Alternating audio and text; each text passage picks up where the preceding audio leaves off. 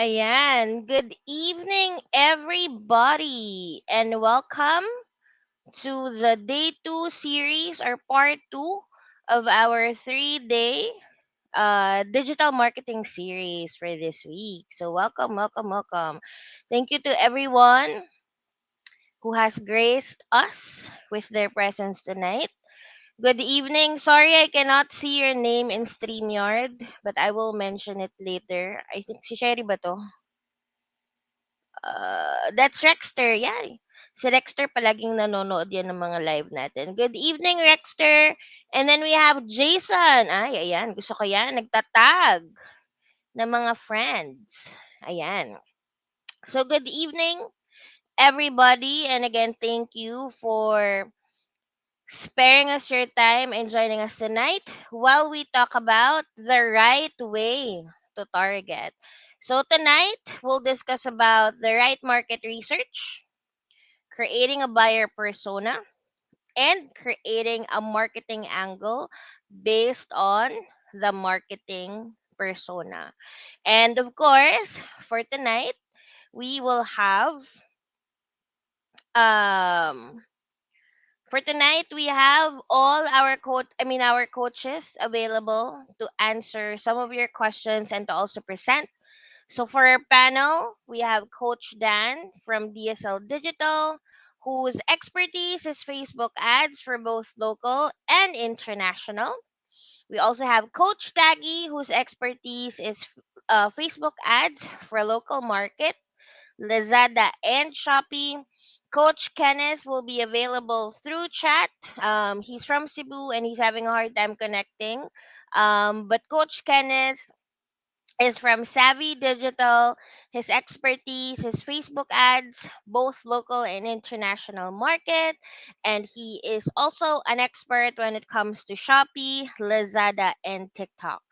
And of course, let's not forget our Powerpuff Girls or our ladies. We have Coach Sherry from CB Digital Marketing Solutions, whose expertise is Facebook ads for both local and international. She is also an expert when it comes to Shopee, TikTok, and Google Ads. Of course, we also have Coach Judy from Silk Rosettes Digital. Expertise are Facebook ads for both local and international, also Shopee, Lazada, and TikTok. And last but not the least, we also have Coach Merrill from Stellier Digital, whose expertise is Facebook ads, local and international, and also TikTok. Ayan. So let's add these wonderful people in the stream. Ayan. Good evening, everyone. Good evening, guys. Say hi to our viewers. Good Hello. evening. Hi, Good everybody. evening. Hello. Hello, Good hello. evening, Evening. good evening, good evening. So si Sherry, medyo risk lang yung pag-add ko sa kanya. She might just answer through chat also. But anyways, so here are our coaches, and we will start the night with a panel question before we do our discussion or our presentations for tonight. So my very first question for you, coaches: what are the different ways for you to research your market? Let's start off with Coach Dan. Hello, guys. Good evening. Good evening. Hello, Miss D and fellow coaches, the beautiful and handsome coaches. I hope everybody's doing well. Um, the question, the ways to market research, napakarami. So, eka nga, there are several ways to kill a cat or to skin the cat, whatever. Um, so, some of the things that I do myself, personally, um, I don't know, but normally I would go search Facebook groups. Yung mga communities sa Facebook right now are really, really great. Even not only now, since it started out, but because if you notice sa mga Facebook groups, like, the one that we have Mm-hmm. right here, if you're here's a group, definitely you are. you could be an aspiring freelancer or a business owner. So if Mhm. your target market is freelancer, business owner, then you have to be here. And if your market is professionals, for example, if you want to find them sa Facebook groups, I believe may mga professionals then. Um, so Facebook groups, number one.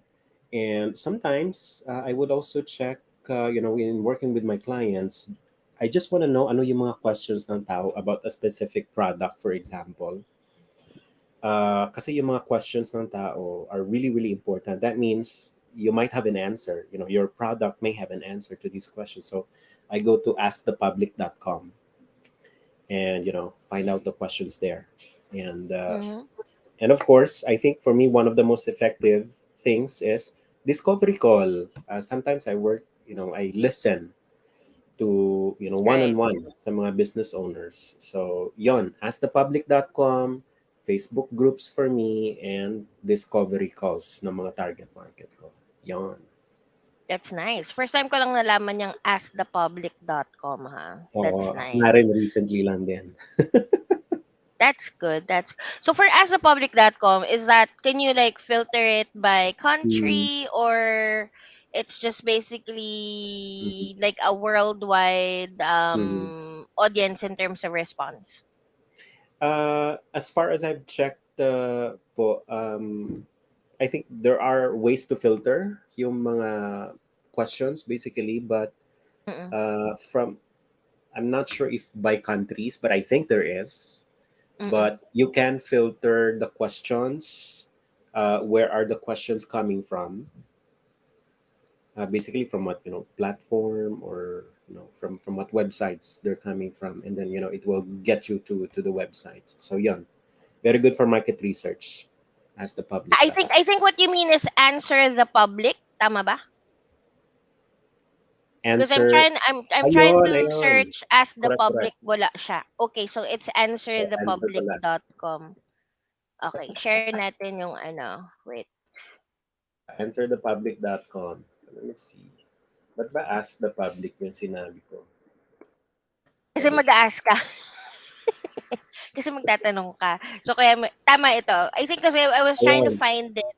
Oh, answer And the so, public pala. ang lumabas is answerthepublic.com. Okay, Ayun. that's nice. Thank you. Thank you for Yeah. that information. Yes, Coach you're very Dan. welcome. How about you, Coach Judy? Ayan. So for sa'kin, on a point of view naman, when I was a business, running my own e-commerce store before.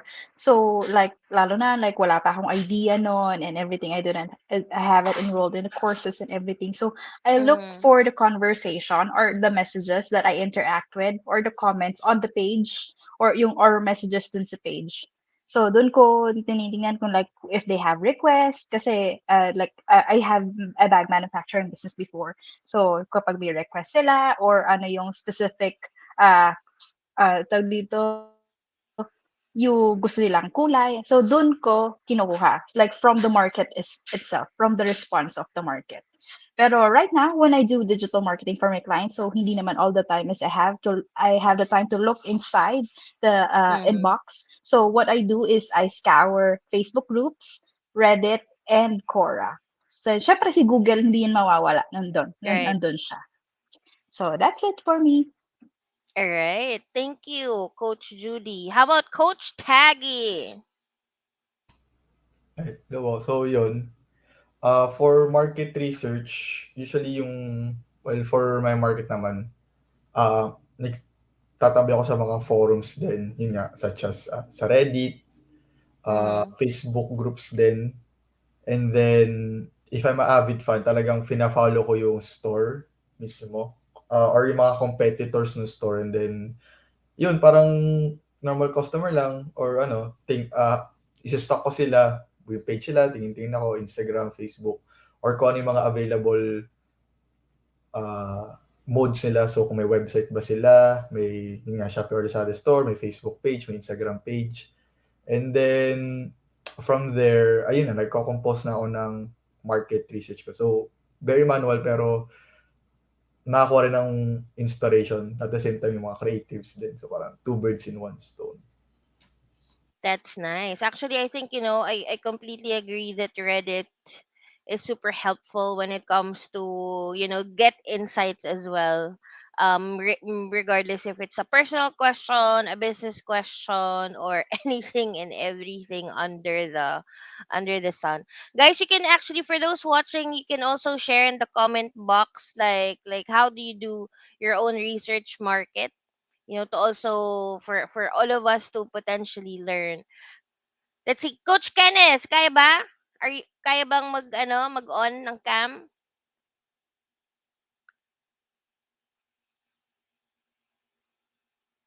from Cebu? Mukhang di pa ata kaya. Ay, ayan, may narinig ako. Ano na Mararamdaman sa ko na, ayan na si Ken. Malapit na, malapit na. I think sa audio.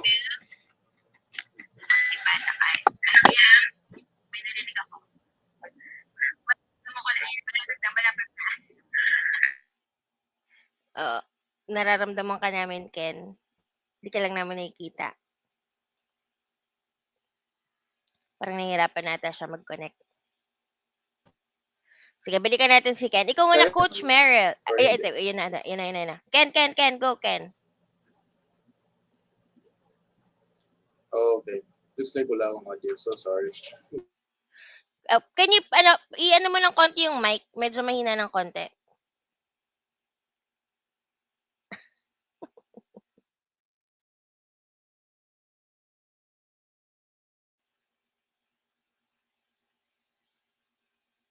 Sige, balikan ka namin, Ken. Ikaw muna, Meryl.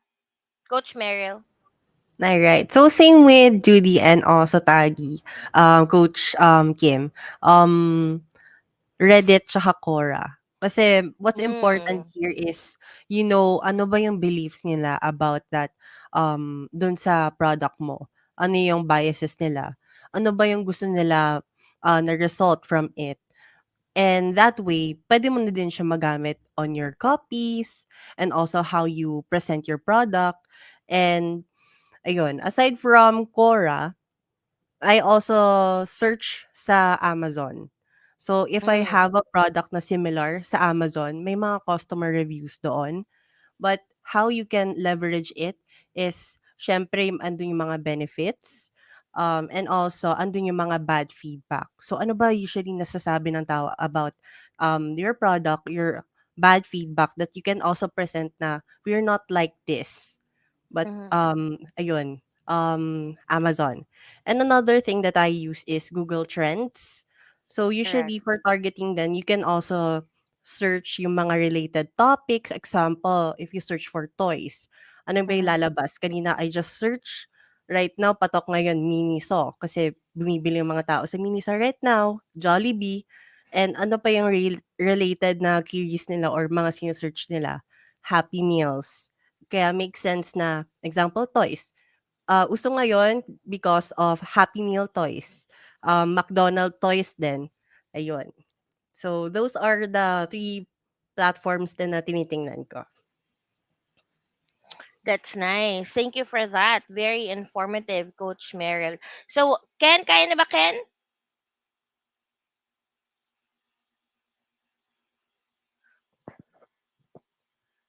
Well, hindi pa kaya ni Coach Ken. Baka mamaya kaya ni Coach Ken mag-join. So again, coaches, thank you so much for those very informative answers. So there's really a lot of ways on how to do your research. You just need to be, you need to think out of the box. You need to be creative, but at the same time, some of the suggestions given by our coaches is through Reddit, Quora, Google, Amazon, and even answerthepublic.com. So something that we have all learned today. So for our next topic that we will be discussing or focusing on today would be how to create a buyer persona, and we will have Coach Judy to discuss this today. Again, for any questions, post it in the comment box. All the coaches will be back before we end the show.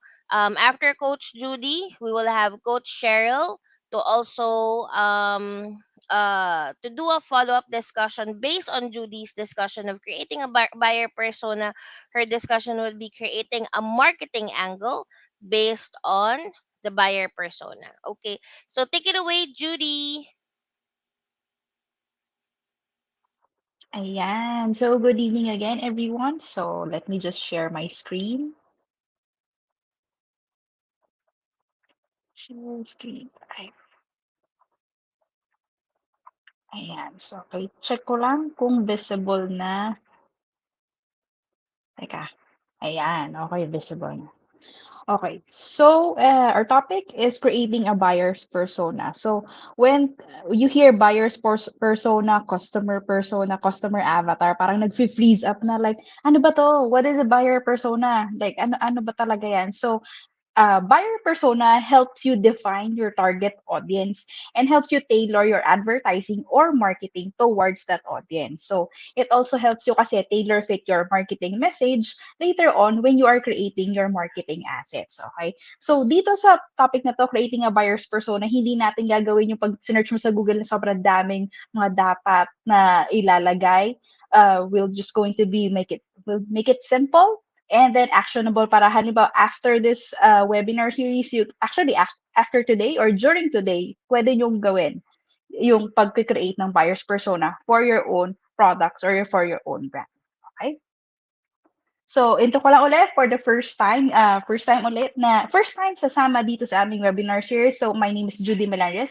I am the owner and chief strategist of Silk Rosettes Digital. So, we are a social media marketing and advertising agency for food and beauty businesses. So, we help nurture your audience to turn them into paying customers using social media nurturing and paid ads using Facebook, Instagram, and TikTok. Okay na. Back to the topic. So, ano ba yung buyer's persona? So, in definition, I got this from Hootsuite. So, a buyer persona is a detailed description of someone who represents your target audience. So, the persona is a fictional but based on the deep research of your existing or your desired audience. So, you might also hear it as customer persona, audience persona, marketing persona, customer avatar. Maraming iba't ibang tawag yan. But in essence, yung buyer persona natin is kumbaga siya yung pinaka main target mo ng brand mo or ng product mo. Okay. Kasi you don't sell to everyone. Ha? You don't sell to everyone. Kumbaga lahat, yung product ko pang lahat talaga siya. You have to tailor fit that product doon sa audience niyo. So with that, you have to create a buyer persona. Ayan. So, next na tanong. How many buyers persona ba can I make? So, there is no limit naman, lalo na if, yun nga, yung product mo is very general. Pwede naman siya, okay lang. So, there's no limit, but an ideal starting point is 1 to 3 para hindi ka naman ma-overwhelm, especially when you're just starting out. So, start with 1 to 3 personas. Okay, so next tayo. So, how can I create a buyer's persona? So, simplihan lang natin. So, you have to determine your target market's demographics and psychographics. So, demographics, yan yung age, gender, location, occupation. So, yan yung demographics. And psychographic side, so ito naman yung sa psychological part, like ano ba yung nasa isip nila or what they are experiencing. So, dyan papasok yung struggles, challenges, their needs and wants, and then yung dreams nila. Okay? So, wag ma-overwhelm with regards to psychographic parts. Meron tayong example on the next slide. Ayan. So, ito yung buyer's persona example. Okay, before I deep dive into this, where can you get your data? So, you can do this by doing your research. So, na-mention nga namin kanina with the question, you can use those avenues to fill out the details na nandito kanina, na nandyan. Yung mga yan lang. Hindi mo kailangan magpa-overwhelm na maraming template ka makikita sa Google or sa YouTube. Start with this. Start simple, start with baby steps, kumbaga. Okay, so yan. So, first to start, you have to determine kung ano yung product na binibenta mo, if meron ka na, or kung sino yung gusto mong bentahan. Like, start with that. And then, i-fill out mo yung details based dun sa research mo. So, for example, I gave my buyer persona name, Brenda.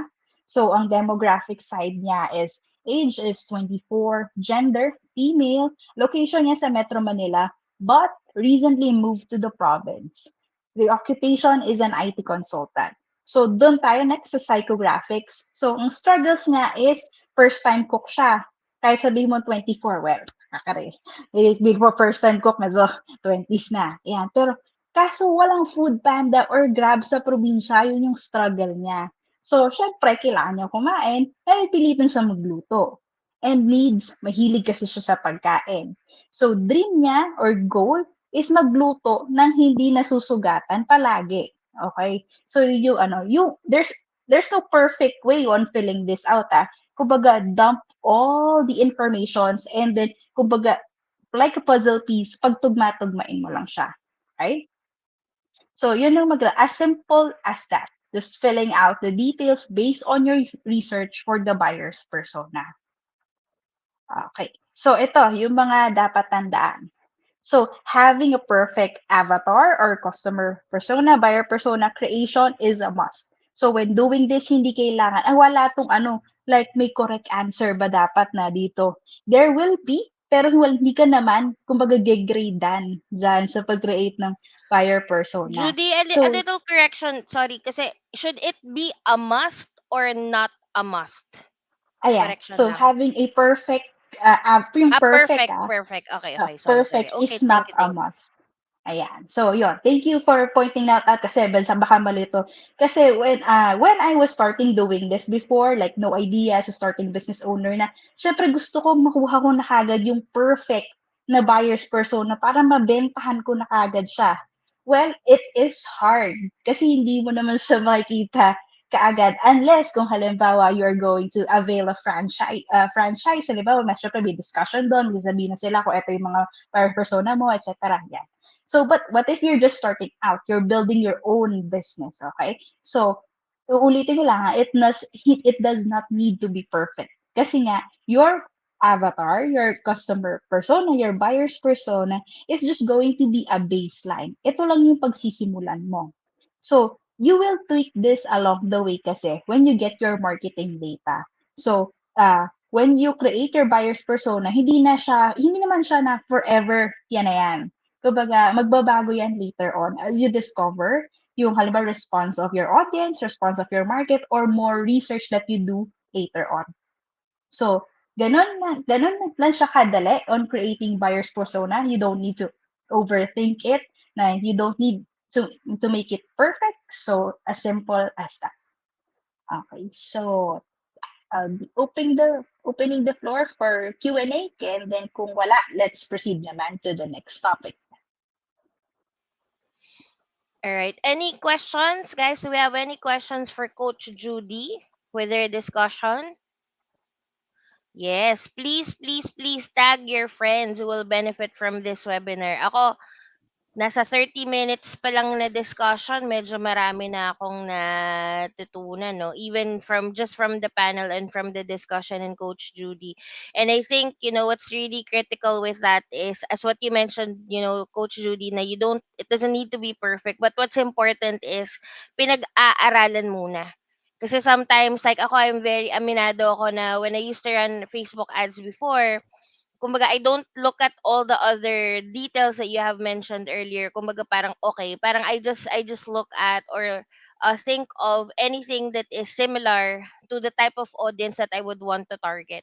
Pero hindi kumbaga parang I don't go as granular as what you did earlier, which is good kasi 'di ba we spend money on ads, so it's good na before we make any decisions, let's not be impulsive in terms of just because okay it's quite connected then we just add it. So it's always good to pag-isipan muna siya before we um just basically focus on that specific target that we want. Ayan, from Coach Dan. Yes, salamat Coach Judy. Yes, importante ang buyer persona and it changes as you go through and get more data and getting ads. We have a question from Joylene. From the sample buyer persona po, Brenda, paano po sila ita-target? example Facebook ads. Ayan, okay, sige. Balik ko lang dun sa slide na kay Brenda, na nandun sa sample.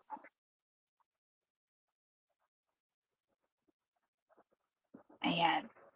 Okay. So, parang hindi gumagalaw yung slide ko. Anyway, ayan. Ayan. So, kung paano siya ita-target using Facebook ads. So, first, you can target using demographics first. So, halimbawa, nasa na ba siya? Wala na siya sa Metro Manila, di ba? So, doon ko anong province siya. So, I didn't put a specific province on this. Halimbawa, kung ano ba yung pwedeng mga probinsya na near Manila, for example. Cavite, ano pa ba, yung mga Pampanga, yung mga any province near Manila. So I can start with that, with the location. Next, I can target naman using uh, pangalan nito, occupation.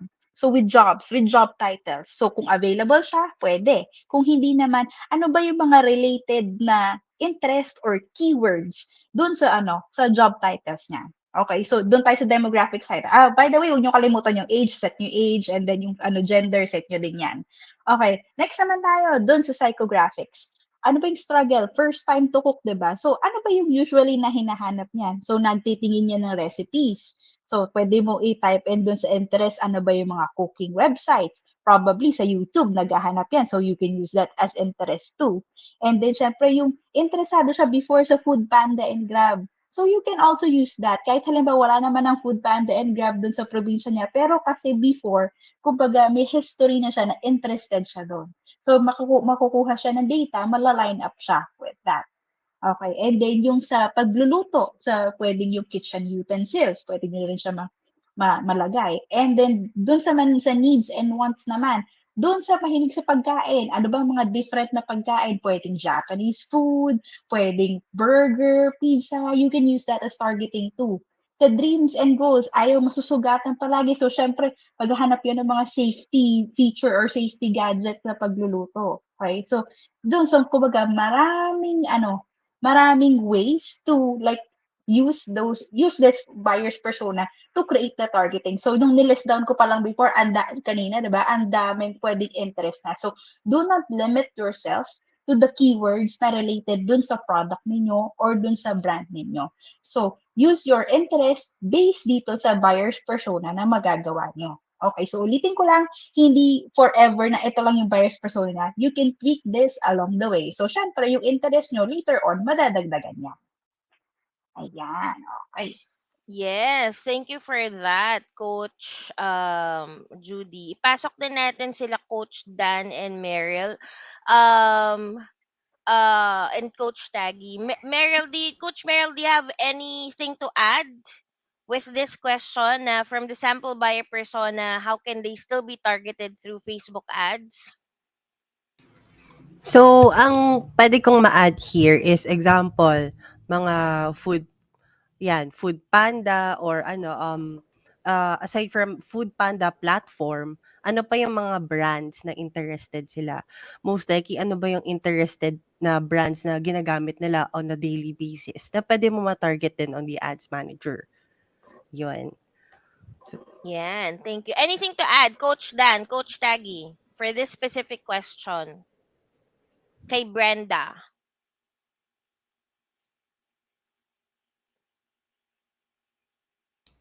For me parang na-cover na naman din lahat kasi yun nga, either interest or behavior sa page ng ano. So, hindi lang din naman pwede, limited din sa, yun nga, Food Panda or Grab, mga Mm-mm. delivery services, pwede rin mga fast food. So, anything na under din sa food related na interest na tingin mo you can resonate or build a persona is pasok naman siya kay Facebook. Right. Coach Dan, anything to add? Yes. Thank you, Coach Judy, and thank you for the question, Joy. Sa targeting, normally, yung sinabi nila, exactly, that's what I'm gonna do as well. And then, usually, pa sa FB ads, dun sa interest part, pag may nilagay ka lang dun na interest, and then when you click suggestions, nandun na sila. most likely you will see it there. So yon, just an Right. addition. Thank Correct. you. Ako mahilig din ako dun sa suggestions. Yes, Na oo, maganda rin naalala yun. ko, sobrang hilig ko dun sa suggestions na yan. Pag wala na akong maisip, okay, click suggestions. Yes, Yon, correct yes. to Coach Cherry. Yes to having a not so perfect buyer persona when starting pa lang, because I think, one of the challenges if you want something perfect is that you don't tend to start with anything because you want to build it perfectly before you start. And yes, completely agree with ano ba to, si stream, pinapagod ako, pinapadalawang ano pa ako. Ano ba to? Progress over perfection. Correct. It's more important to start with something. Um, even before perfecting it. Kumbaga parang with with the progress, in a way mapaperfect mo na din siya. But what's most important is that you start with something. Ayan. Thank you daw from Joyce ba? Sorry, medyo hindi ako maano sa pangalan eh. Kay Joylene. Ayan. And then, okay, so let's do a panel answer with this question from Artesa. How do you identify the challenges and pain areas of your targeted customer or needs and wants without having to conduct survey or interview? How would you answer this question, Coach Merrill? So first I did this, yung parang na-mention din kanina ni Coach Dan, is you search sa group. I did this to one client. Tapos lahat ng pain points nila, very niche 'to. Tapos lahat ng pain points nila, challenges nila growing up, andun, sinishare nila. Kumbaga, this Facebook group is their safe space. So without conducting research, you can also check their comments. Ano ba yung nafe-feel nila towards this, views nila regarding something. Another one is yung mga forums like Quora and Reddit, kasi most likely the questions that you have may have been asked na rin before. Right. So make sure to check din on Quora, Reddit, ano ba yung mga naiisip nila and ano yung answer din ng mga tao or doon sa thread na yun. Thank you, Coach Merrill. How about you, Coach Taggy? For me, dun papasok pa rin talaga yung market research. Binatag mo yung camera ko. Mag-off cam na lang muna ako. Pero, Okay. yun nga, dun pa rin talaga papasok yung element of market research. So, yun nga, if nahihiya ka rin talaga mag-ask na Mm-hmm. kung ano yung possible problem or si client is medyo private about sa mga certain problems, I would say na Mm-hmm. do your due diligence na lang and then research on your own. And yun nga, marami naman din tayong area to look from Google pa lang. So, maraming way para malaman ko ano yung problem ng market. Mm-hmm. Coach Dan? Yes, thank you guys. I think highlight ko lang yung sinabi ni Coach Merrill. Kasi on a personal note, this works for me eh. Dun sa Amazon, pag search mo lang yung product mo or the service that you have, basically product eh. But yung mga reviews, check mo lang sa Mm-hmm. pinakailalim. The heart and soul of the customers are there basically. So parang doon makikita yung good side and the bad side. So what to copy and what not to do sa product mo, for example. So Mm-hmm. yeah, that's very helpful without interviewing Yes. someone. Yeah. All right. How about you, Coach Judy? Ayan. So for me kasi when I was just starting out, like nung hindi ko pa alam talaga kung pwede ako mag-join sa Facebook group. Si Google lang talaga ang nagsalba sa akin. So ta-type ko yan exactly like ano yung in English minsan or Tagalog, ano yung pain point ng gagamit na 'tong product na 'to. And then dun ko makikita like ano yung keywords na later on, okay itong keywords na 'to. And then I'll go down the rabbit hole na kung saan akong, website mapupunta, blogs, articles. So dun ko Mm-hmm. siya sisimulan with, Google. Kung halimbawa di mo alam kung anong keyword like phrase ng mga dapat mong gamitin for, like identifying nga kung anong tawag dun sa pain point nila or yung needs Mm-hmm. and wants nila. So yun. Right. Thank you for that. However, for me, no, I think it is always best to always ask specifically for the client. I mean, it's good to check around, but it's still best to be able to identify the challenges and the pain areas of your, I mean, specifically if you're working for a client. So kumbaga parang I know that Taggy mentioned earlier na if in case na of course there are some people or clients na who would not want to divulge parang personal or some business details, but I think it also depends on how you explain. Now the reason why I need to know this is because I want to make sure that I'll be able to target the right customer for you. Now if they still insist that they don't want to provide information, then now you have other ways and means of resources din naman.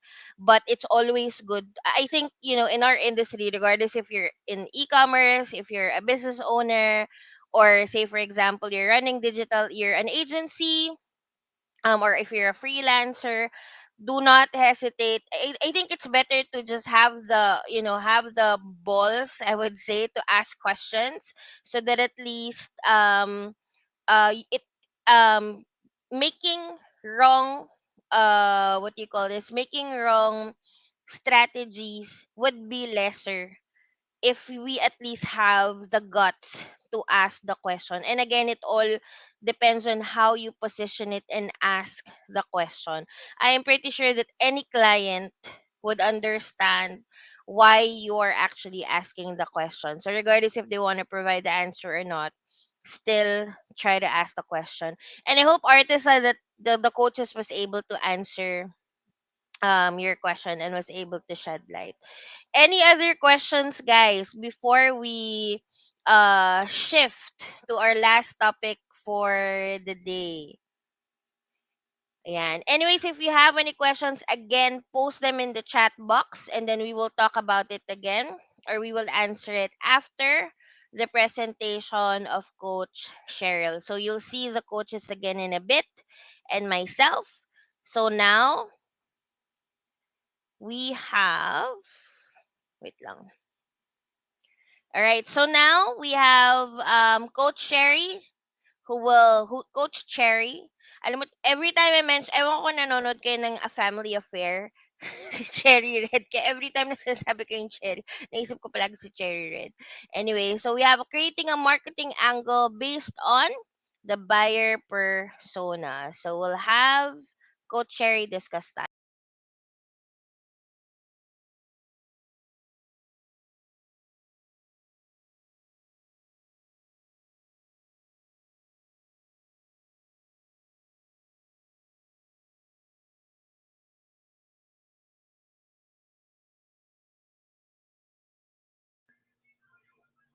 Hello, hello everyone. Good evening sa inyong lahat. I'm Cherry.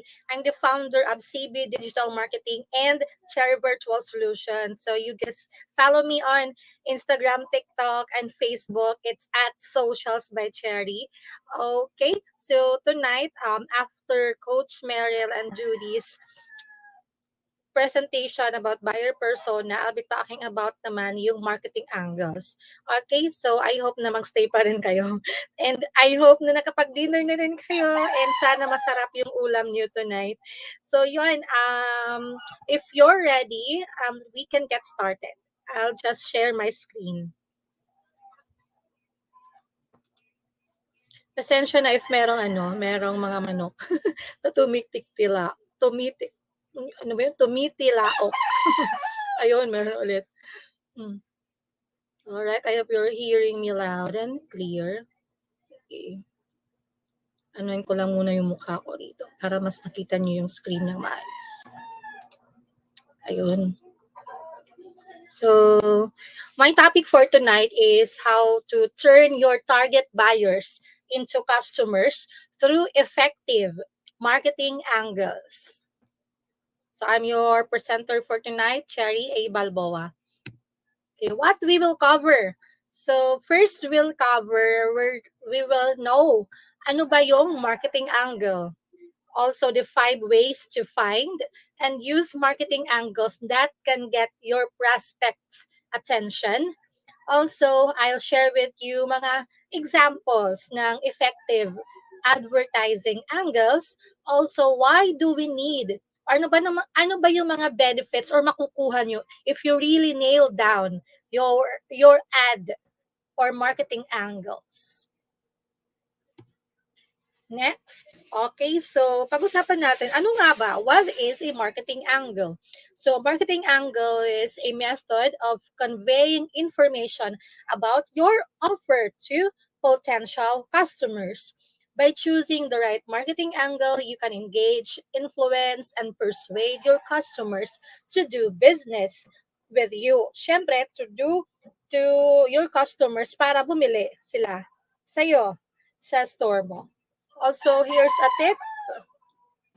Avoid marketing angles that manipulate your customers because this won't get you very far. Siyempre, I'm sure you will get a couple of sales with empty promises, but it will hurt your credibility in the long run. So short term lang siya. Also, marketers need to have an angle they can back up with solid evidence. So these tips will help you market your products effectively if you, especially sa mga target market ninyo. So the key here is to, of course, develop trust and rapport by using this in your content marketing.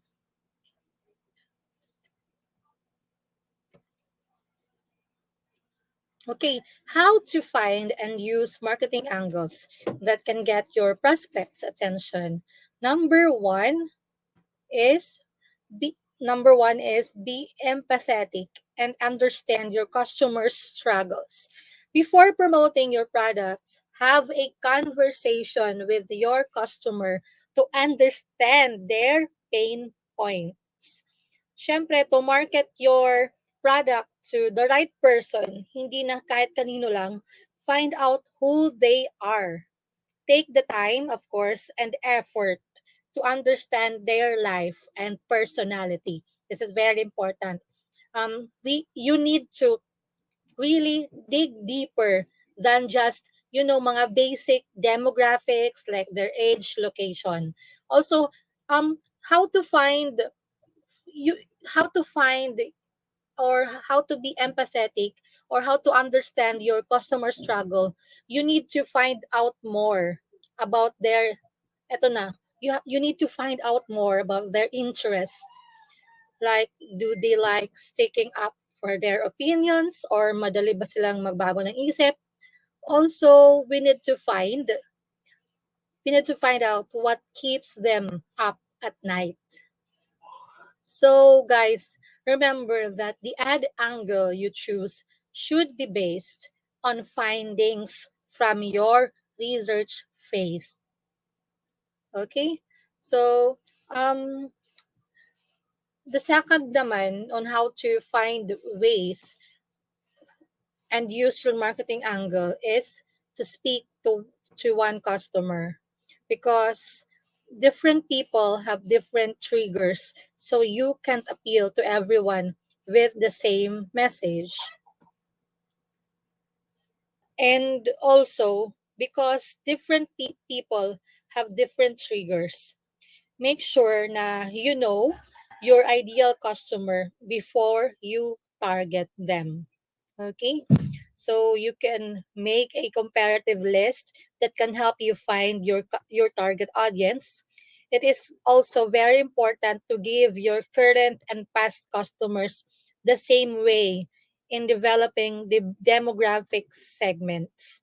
So dito dapat you should focus on understanding your ideal potential customer, and hindi mo kailangan dito na gumawa ng perfect buyer persona.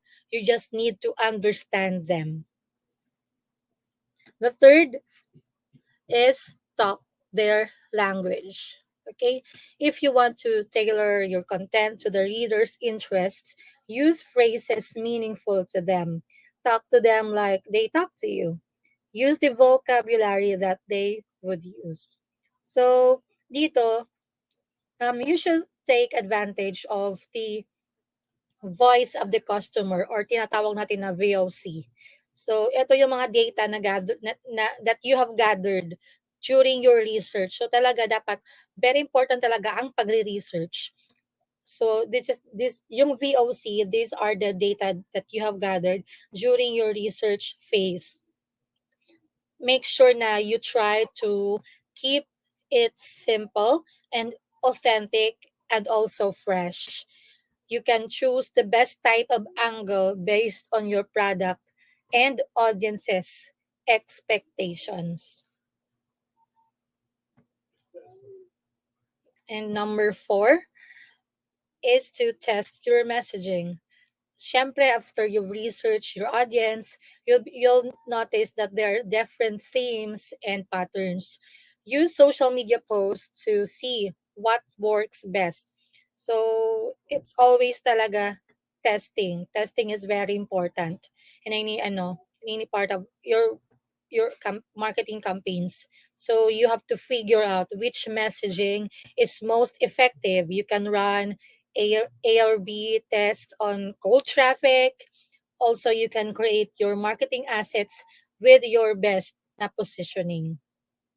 Of course, yung number 5 na na way on how you can find and use marketing angles now that can get your prospects attention is to always stay updated.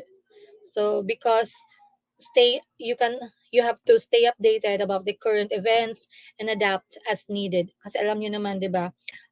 Every now and then, parang every day, merong mga niro-roll out na changes yung mga social media platforms like yung Facebook.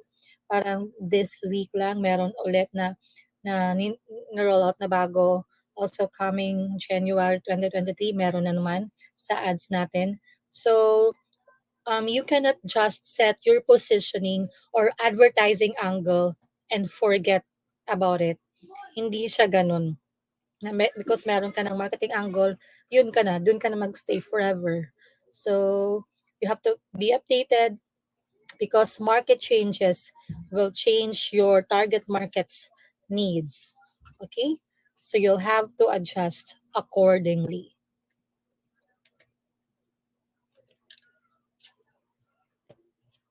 Yun nga. Wait. All right. So, the examples na. So we're now here sa examples of effective advertising angles. So this is mga common or mga ginagawa namin, mostly mga advertisers, ano mga effective angles that we use at mga marketing campaigns or ads. So number 1, ito, yung we need to make our prospects the the feeling that they can avoid efforts. Okay? It is showing your target market how your product fee reduces their effort in achieving something is a good advertising angle. So here, because diba, people are more likely to buy something if we show them na how your product will lower their effort to achieve their goals. So people, syempre, are always looking for an easier way to do things, diba? So showing them how your product reduces their effort is a good advertising angle. So for example, if you're selling a brand new yung vacuum cleaners, um, here you may emphasize the minimal effort that one requires to use your vacuum to clean their house. 'Di ba? So yun. Um, next naman is is next marketing angle that you can do for your business is a way of making your target prospects escape mental and physical pain. So eto, mga pain-based marketing campaigns identify the pain your customers are experiencing, empathize with them, and offer them a solution. So here naman, yung goal natin is to make people be aware of their frustration. Okay? So they'll buy the product para mawala yun. So their yung positioning mo rito is you make them feel their need. Na they have this frustration and stress para bumili sila sa product mo, because your product will help them ease their stress and frustration. 'Di ba? Because people will pay money to avoid the feeling of pain or escape the frustration that they are experiencing, right? So if you can persuade people that your product will ease that pain, then you'll have a winner on your hands. So 'di ba yung kanina na example natin na vacuum cleaner, um, you can brand the product as a way also to avoid the stress caused by yung maruming living room, yung maruming kwarto. So you can also position your brand from an angle that focuses on the na ma-reduce ability to reduce or avoid possible injury from normal mapping. So 'di ba yung ganon na positioning or angle. Or if ikaw naman is nasa health and wellness na niche, or if you're selling mga essential oils, you should play yung mga idea that will help your prospects escape from their stressful lives and find peace and happiness. All right? So that's the escape mental or physical pain marketing angle. Alright, so yung third naman natin na example ng marketing angle na you can use for your campaigns is increase comfort. People like to be comfortable. So that's a huge selling point. 'Di ba? Sino ba naman ang ayaw maging komportable sa buhay? 'Di ba? So, if your audience can visualize a more comfortable life with your product or service, you can draw them. You can tell a story that puts your consumer in a position of comfort. All right, so I have here, if you can see here my screen, I have here a graphics, one of the marketing ad ng Emma Sleep. You can see ano nakikita nyo rito, merong 'di ba, mayroong isang guy na komportable na nakahiga sa kanyang kama, sa kanyang pillow. Yung feeling, what I feel here, parang pag nakikita ko 'to, parang gusto ko rin na mahiga sa ganyang kama at parang na magiging kasing comfortable ng lalaki niyan. Parang gusto ko ring bumili, ang mahiga na walang stress and comfort lang yung mararanasan ko, 'di ba? So, if to illustrate this, if you're a business owner and you're selling here, right, like this mga pillows or sheets or mga kama, you can tell a story about a person who sleeps well every night because they have great pillows, 'di ba? So here is Emma Sleep. They're using a combination of comfort and syempre yung price, 'di ba? May free trial pa sila. So yun, that's the marketing angle naman na increase comfort. Next marketing angle naman is improve health. So the rise of health-conscious consumers has been a massive boon for food and beverage companies. A lot of these companies have positioned their products as healthy alternatives successfully. Because, di ba, like right now, nagka-pandemic, people, kahit ako, I'm sure kayo rin, we are becoming more and more interested, di ba, in self-care and syempre seeking out products that can help our lives improve or our health, ma-improve yung health natin. And syempre, we we have a long and healthy life. So that's is one of our goals na right now, 'di ba? To have an improved health and long healthy life. So um mga ganitong companies, it works outside, hindi lang para sa mga nasa weight loss niche kasi marami mga mga mga products na hindi lang pang weight loss, okay, yung improving health. So kagaya ng mga ng mga FMCG or mga fast moving consumer goods na mga companies, they have been using mga this positioning right now.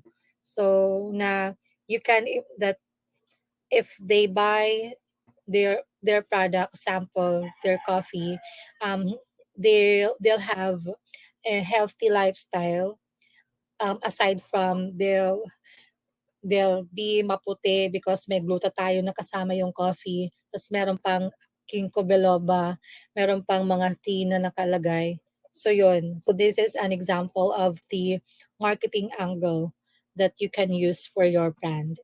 Improving health of your prospects.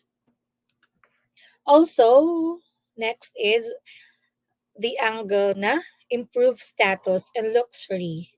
So for those, eto naman for those selling high-end products. So it's very wise to have an improved status marketing angle. So you can think of it as status marketing. So we can make our target prospects feel the status na nag-improve yung status nila, and they can feel luxury if they buy your products. Okay? So the also, wait, nasabihin ko pala ako dito. The key here pala for the improved status and luxury is it is about thinking about how you can make people feel more important by providing them with the kind of products that will make them feel special and different from everyone else. So yun. Alright, so ano yung number 6 naman na marketing angle that you can use is the marketing angle of feel loved. So this angle is commonly used in the dating niche and wedding industry. Okay? But it's not limited to those. Okay? Mga common lang to na ginagamit sa dating and wedding industry, pero hindi doon limited. So, one example here is yung dating.com. O, so, sino na ditong mga natatarget ng dating.com, or yung, ano ba yung mga dating sites? Hindi ako familiar. Yung Tinder, di ba? So, ito, if you can see my screen here, screenshot of a website, no, dating.com. Di ba, meron silang, pa true love story never ends. So, umpisa lang yan, charot. So yeah, so yun nga. So this angle na feel love is commonly used sa mga dating sites, wedding industry. So yung dating.com is a dating website that has a big and bold promise, 'di ba? If you'll see, pumunta kayo sa homepage nila, it steals the hope that you can start something epic and romantic kahit hindi ka na medyo bata. You find love there. All right. So those are the examples, 6 examples of the marketing angles that you can do for your ads, campaigns, or for your marketing. Okay. So eto na. Why do we need to nail down our ad or marketing angles? Bakit natin kailangan galingan gawin, or bakit kailangan pa tayong mag-marketing angle, bakit hindi na lang natin i-target kung sino man, kahit sinong tao, bentahan natin silang lahat. Okay? Here. Marketing angles work because they address a specific pain points that customers experience rather than merely listing product features. Diba? Hindi lang product features yung ililista natin. It also convinces users that your product will fulfill their core, their core desires. Also, here are the benefits pa of nailing down your ad angles.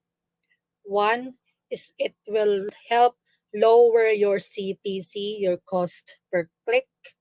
Okay, so if mag-run ka ng ads, so pag meron kang magandang marketing angle, it helps or it's very important na meron kang good marketing angle because it reduces your cost per click. And syempre, increase your click-through rate na very important din. So, you need really to find a unique angle para sa product mo and use it as a marketing hook. So reinforce your brand positioning. Your marketing angle should be aligned, or if especially also if it's aligned naman. So ito naman yung pangalawa na reinforce your brand positioning. Your marketing angle dapat align siya with your brand positioning. So for example, if a certain product like meron mga training platform for mga marketers like us, dapat na this message is repeated in their Facebook ad messaging as well.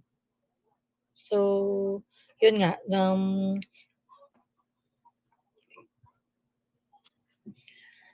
when your marketing angle, when aligned with your brand messaging strategy, can reinforce, mas mapapaganda pa niya yung brand positioning mo. Okay? So also, the benefits of nailing down your ad angles is you'll get more sales and leads, of course, diba? So every business, sino ba naman ang ayaw na magkaroon or earn more customers and leads and sales, diba? But not every business owner knows how. Syempre, hindi lahat marunong how to make this happen. So, knowing which angle resonates with your customers can help your acquisition strategy. Okay. So next, the benefit. Next benefit is easier to do. It's easier to do affiliate marketing. So, bakit to kasama? So, bakit nakakatulong yung ad angles natin for yung affiliate marketing. So as a business owner, guys, if you're a business owner, an affiliate program is a simple way to increase sales, okay, other than ads. You'll have because you'll have people promoting your product for you in turn for a commission for a sale. Diba? So they'll get a commission if they'll be promoting the product tapos makakakuha sila ng commission if magkaroon sila ng sale by promoting your product. But syempre newbie affiliate marketers might not know what to promote and how to promote it. So this will help your affiliates with a battle tested ad angle will mean more sales for you and higher conversion for them. Okay? If meron kang battle tested na ad angle.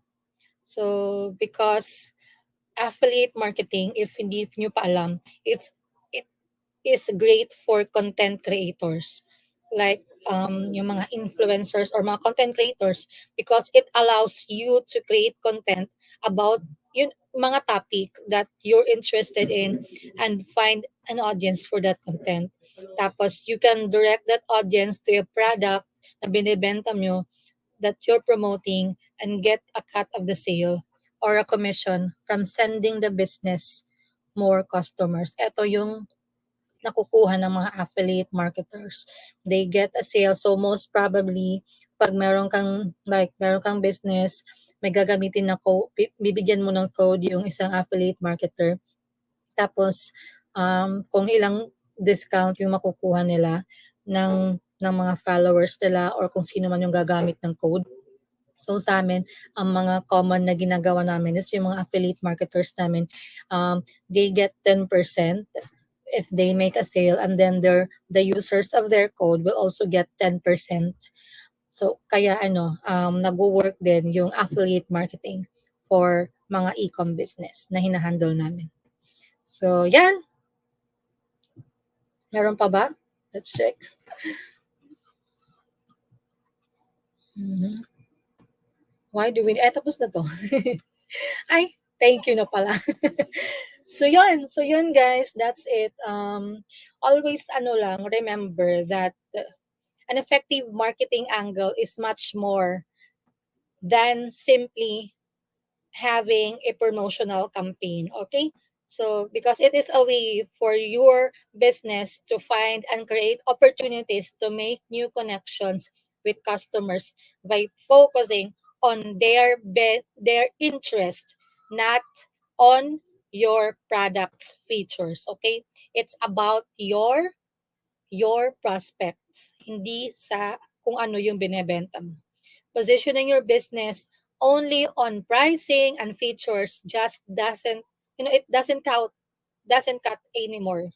Okay? What you need to do is you need to focus on audience experience and expectations. Dapat din na yung product mo or brand should be positioned according to yung user needs, okay? That can help you gain more customers because that can help you gain more customers. You need also to deliver, yung mga same user experience to keep them coming back. So, dapat maano mo rin yun, mapa-feel palagi sa kanila. Hindi na isang beses lang. Alright. So, of course, so yung mga marketing angles na sinabi ko kanina, those six, you can do those. But you need to bear in mind na you have to keep testing different advertising angles. Don't stick to one advertising angle. Okay? So that's it for me. And I do hope na meron kayong natutunan tonight.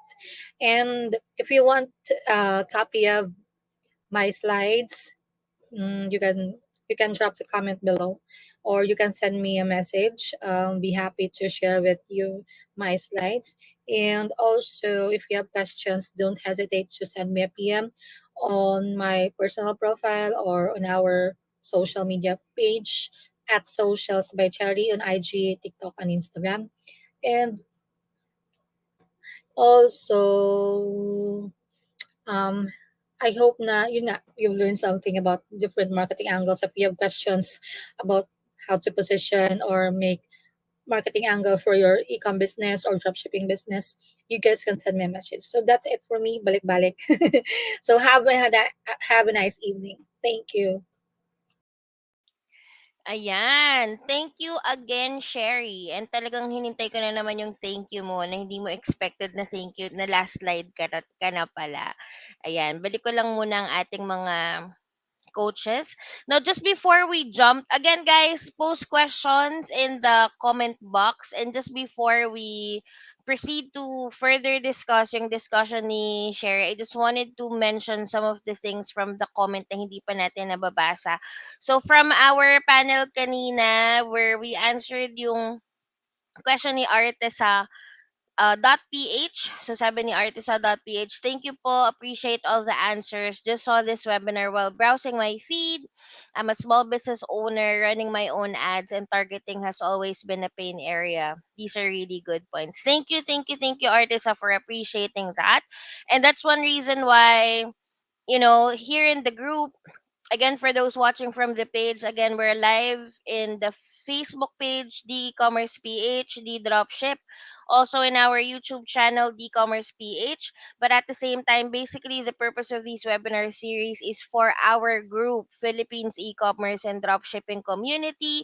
And that's why starting this month and going forward, you'll be able to see videos and contents coming from these coaches, for us to be able to provide you value in the group, and at the same time be able to help you, as long as you're asking questions, diba? Definitely, as long as you're asking questions, but at the same time we would continue to provide you content and anything in our best way to help you. So thank you for appreciating that. This is a response of Coach Ken, uh, to saan ba niya 'to minention? I think this is about perfect, parang having a perfect buyer persona.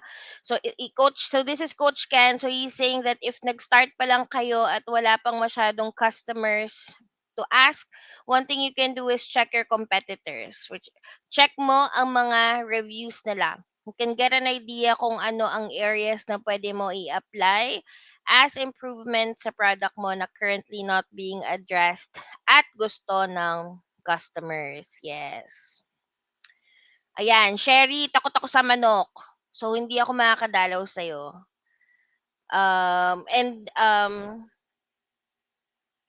Sorry, hindi ko kasi nakikita yung mga ano.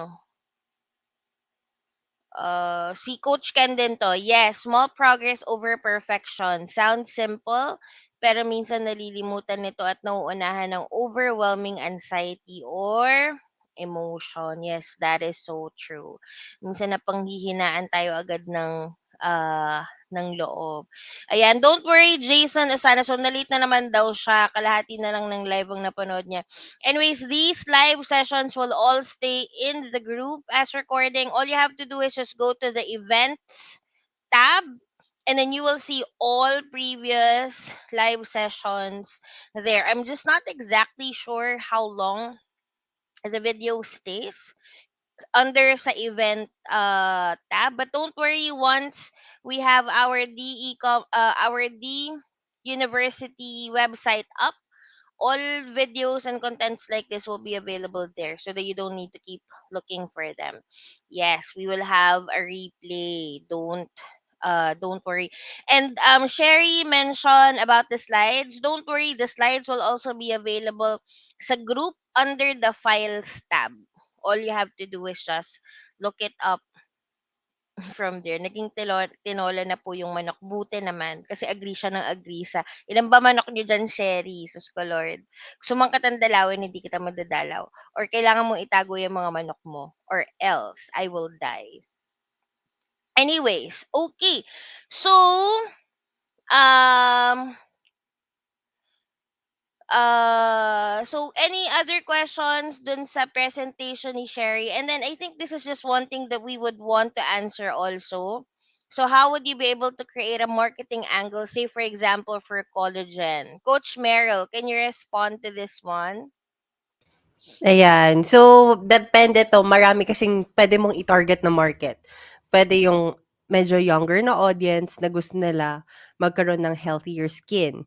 Puwede yung medyo, older na audience which is for anti-aging.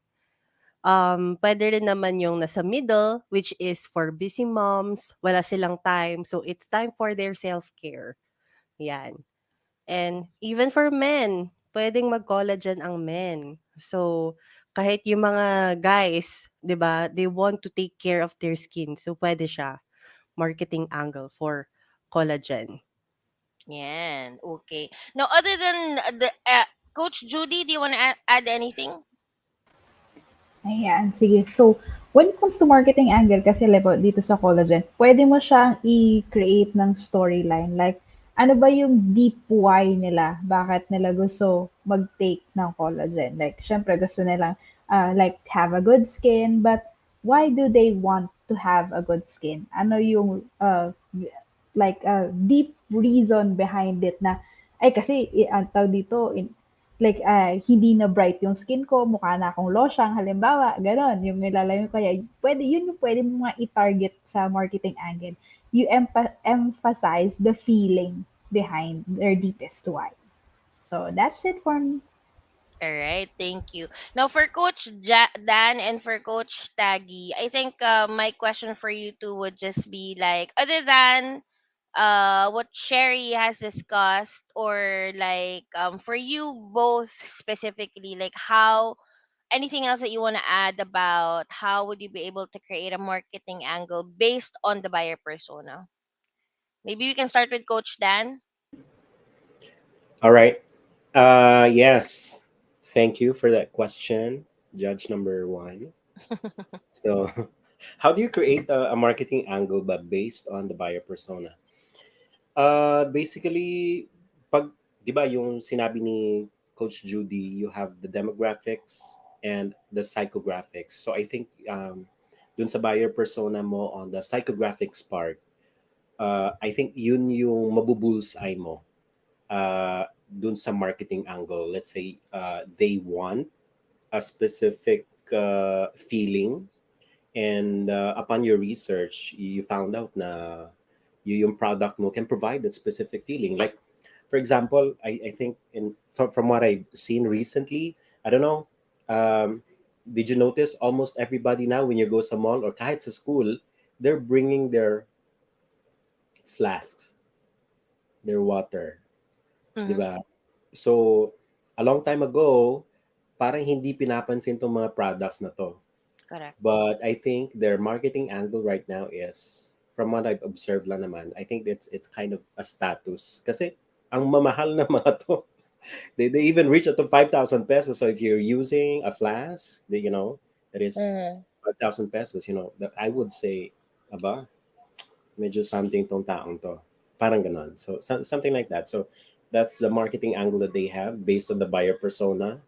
You're not just drinking water, it becomes kind of a status symbol, parang ganon. Yon. So, psychographics part, dun ka makakabusay talaga sa marketing angle mo. Thank you, Coach Dan. How about you, Coach Taggy? Taggy, Taggy, Taggy. Yun nga. So, emphasize ko din yung sinabi ng ating mga coaches. Then, yun nga. So, sa specific na product, I would say would depend din sa kung how well you know your product. Kasi knowing the basic function and then what they do, from there pwede ka na mag-stem to different angles based din yun sa buyer persona. So, let's say sa parang yun nga sa collagen, research mo na lang, pwede mo research kung ano yung bawat ingredient. Let's say kung herbal yan, may mga medicinal effect kasi nakaka-relax siya or mas madali makatulog.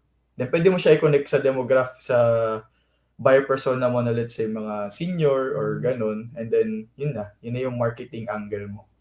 So yun lang, I would say know your product well. Mm-hmm. Definitely, definitely.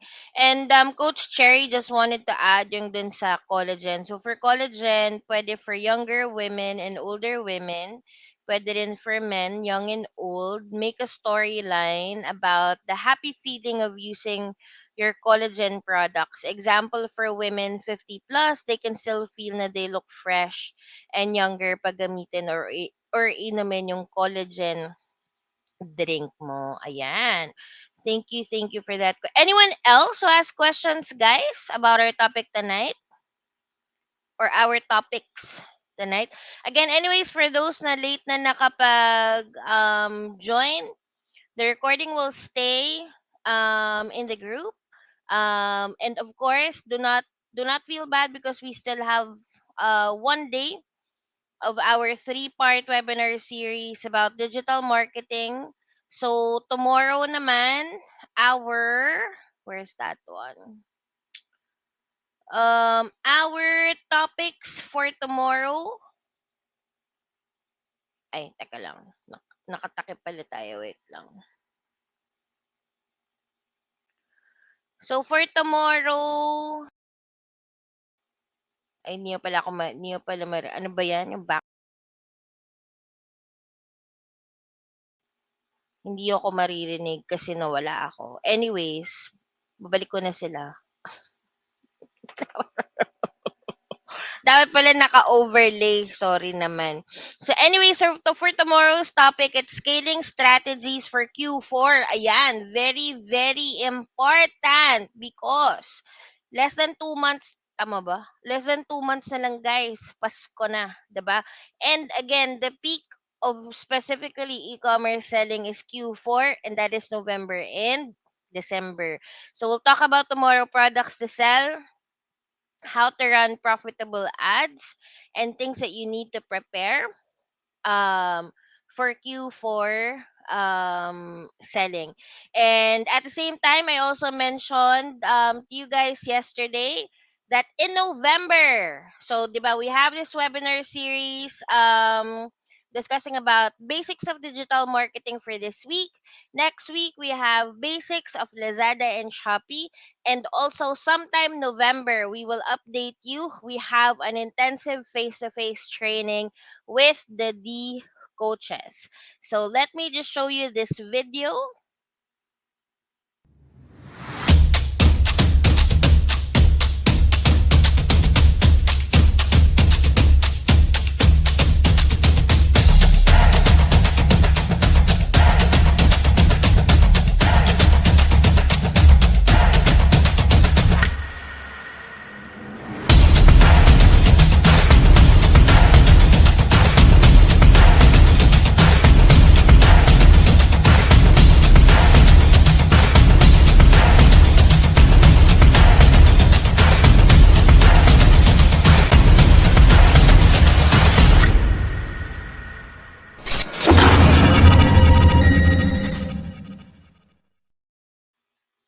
Ayan. Anyways, you'll get more details in the from the group on how you can join this face-to-face intensive training in November. Ayan. So if you guys don't have any questions, again, we'll see you again guys tomorrow. Thank you again for joining us tonight. And I hope that you guys learned a lot from our coaches tonight. Again, guys, see you tomorrow, 8 p.m. Enjoy the rest of the evening and be safe. Goodbye, everyone.